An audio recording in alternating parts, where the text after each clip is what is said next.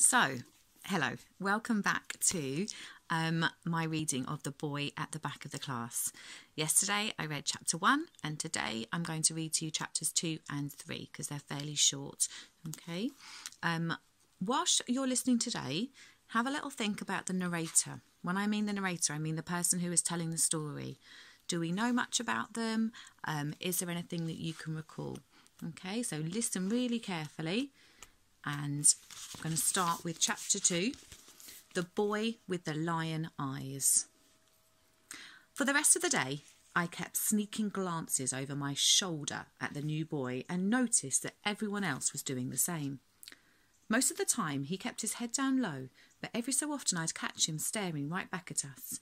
He had the strangest coloured eyes I'd ever seen, like a bright ocean, but on half sunny, half cloudy day. They were grey and silvery blue with specks of golden brown. They reminded me of a programme I saw about lions once. The camera operator had zoomed into a lion's face so much that its eyes had taken up the whole screen. The new boy's eyes were like those lion's eyes. They made you never want to stop staring. When Tom joined our class last year, I had stared at him a lot too. I didn't mean to, but I kept imagining that he came from an American spy family, like the ones you see in the movies. He told me later that he had thought there was something wrong with me. The new boy probably thought there was something wrong with me too, but it's hard to stop staring at new people, especially when they have eyes like a lion's. We had geography in first period that morning, so we couldn't get up to say hello to the new boy. Then at break time, I looked around the playground for him but couldn't see him anywhere. In second period we had PE, but the new boy didn't join in. He sat in the corner staring at his rucksack, which was red with a black stripe on it and looked very dirty. I thought he must have forgotten his PE kit because his bag looked empty and saggy. I tried waving at him, but he never looked up, not even once. Whenever we do PE, I like to pretend that I'm training to join Tintin on an adventure and have to be the super fastest human being on the planet. The only problem is my legs aren't as long as I want them to be yet, so even when I jump as hard as I can, I always get stuck in the middle of the vault. Every birthday I make a wish that I'll grow at least 4 inches taller, and I drink as much milk as I can so that my bones will stretch. But even though I'm 9 3/4 now, I've only grown 1.5 inches since my last birthday. Or at least that's what my mum says. I tried my best to jump over the vault in one go in front of the new boy, but I got stuck again. Luckily, he didn't see me because he was staring at his rucksack the whole time. After PE, we had lunch break, and Josie, Tom and Michael and me decided we would try and find the new boy so that he wasn't all on his own. We waited right next to the playground doors, but the new boy never came out. Tom even went to check the boys' toilets because that's where he had tried to hide on his first day when he didn't know anyone, but there was no one there. "Maybe he's having lunch with the lower grades by mistake," said Josie. But when we got into the lunch hall, we couldn't see him anywhere. In the afternoon, we had history and we were split into groups, but the new boy was allowed to sit on his own and not join in. Mrs. Khan spent more time with him than she did with any of our groups, and she was pointing at things in a new workbook she had gotten him. "Maybe he's deaf," someone whispered. "Maybe he can't speak English," muttered someone else. "There's definitely something wrong with him," whispered everyone. That afternoon, I don't think any of us learned about what it was like to be a gladiator living in Roman times because we were all too busy whispering about the new boy. He must have known what we were doing because his face was red the whole time. Then, at last break, he disappeared again. "He must be inside," said Michael after we had finished searching the whole playground for the 3rd time in a row. By now, my lemon sherbets were getting sticky in my pocket and beginning to look like bright yellow fuzzballs. At home time, everyone was still talking about the new boy and wondering who he was. I think it was because a whole day had passed and no one knew anything about him except for his name. Not even Clarissa, and she had been sitting right next to him. People kept running up to ask her if the new boy had said anything to her, but she just shook her head and said he was using a lower year workbook, so his reading and writing mustn't be very good. On our way to the bus stop, we saw everyone crowding around Jenny just outside the front gates. Jenny is famous in school for always knowing something about everything, so we ran over to hear what she was saying. Jenny is in the class next door and has the longest hair in school. She likes to spy on people and then tell stories about them to other people. Sometimes the stories are true, but most of the time they're only half true because she makes things up. Last year she told a story about Josie cheating in a football match by pretending to fall down so she could get a penalty kick. But I was there, and so was Tom, and we both saw her fall down after being kicked in the leg by an upper boy called Robert.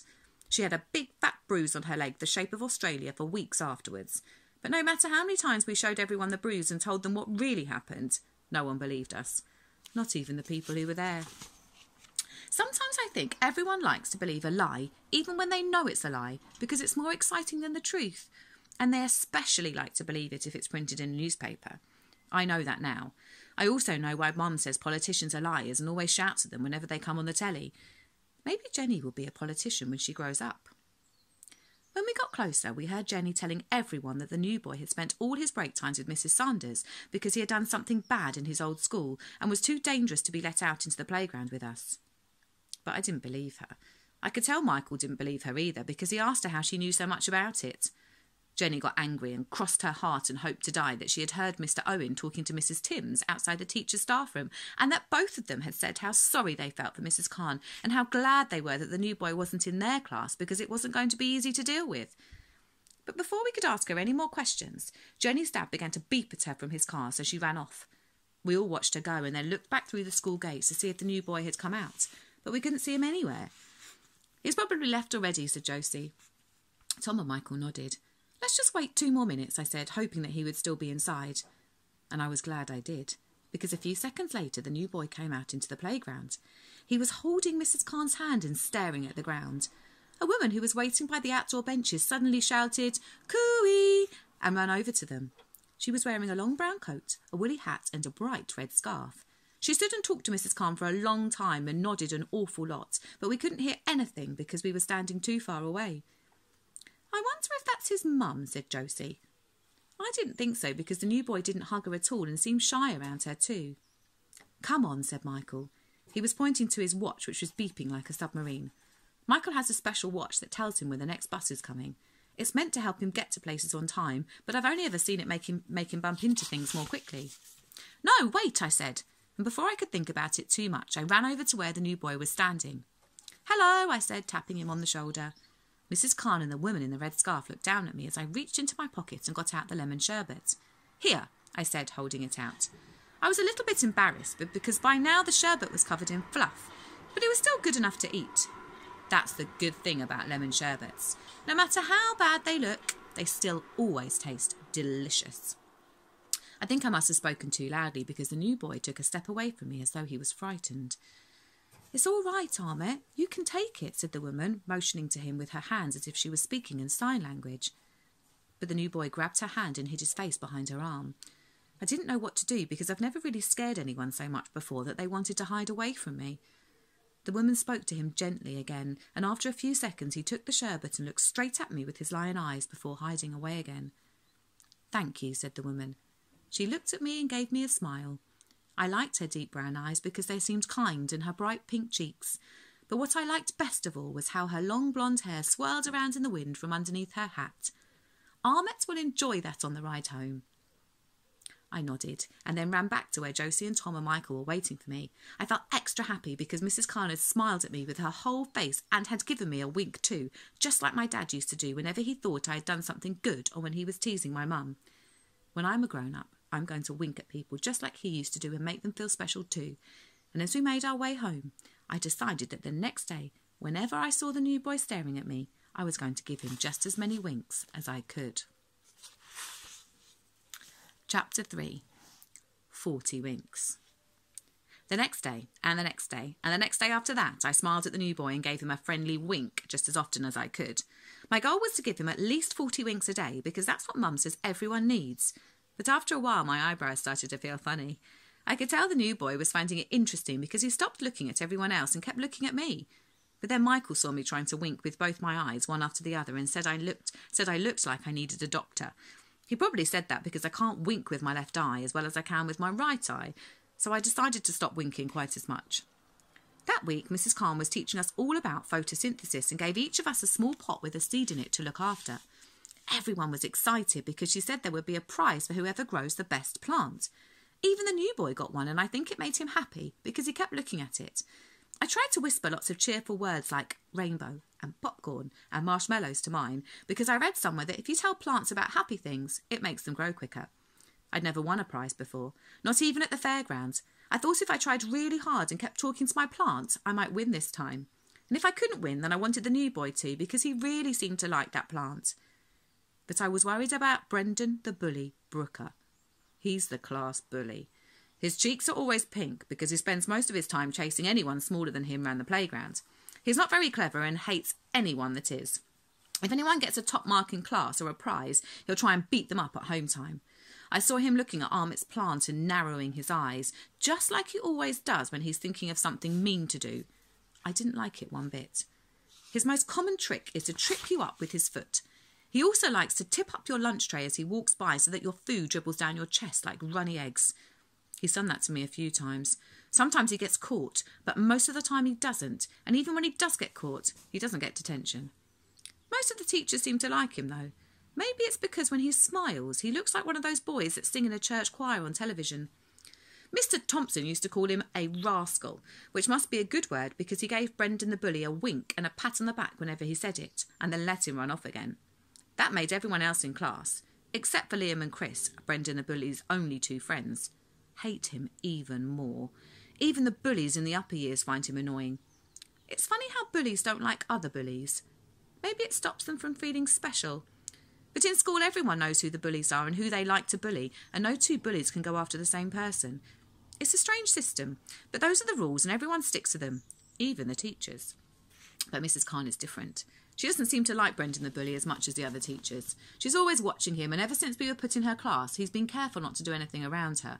I'm still going to keep an eye on him, though. Soon after the new boy joined our class, lots of rumours about him began to be passed around the playground like an invisible game of pass the parcel. Most people believed Jenny and said that the new boy must be dangerous, and that's why he was never allowed out.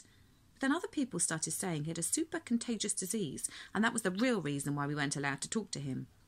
The disease rumour scared Clarissa so much that she tried to sit as far away from him as she could without leaving her chair.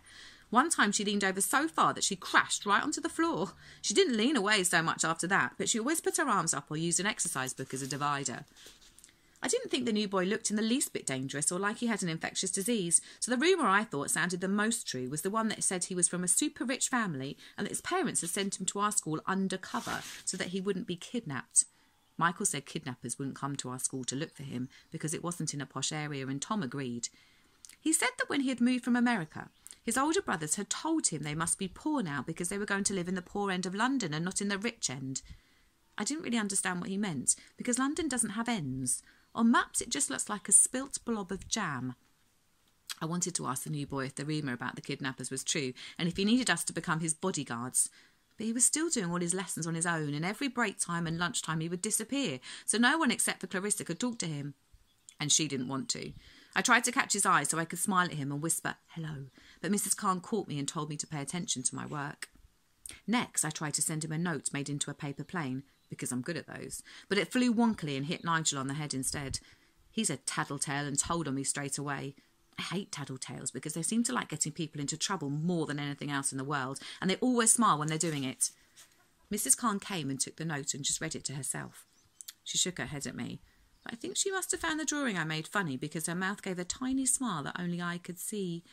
Even though I didn't get told off, I knew it would be too risky to send any more messages by airmail, especially with tattletales around. The next day at break time, Josie, Tom, Michael and I decided to follow the new boy and find out where he was going. But Mrs. Khan caught us following him in the corridors and told us not to do it again.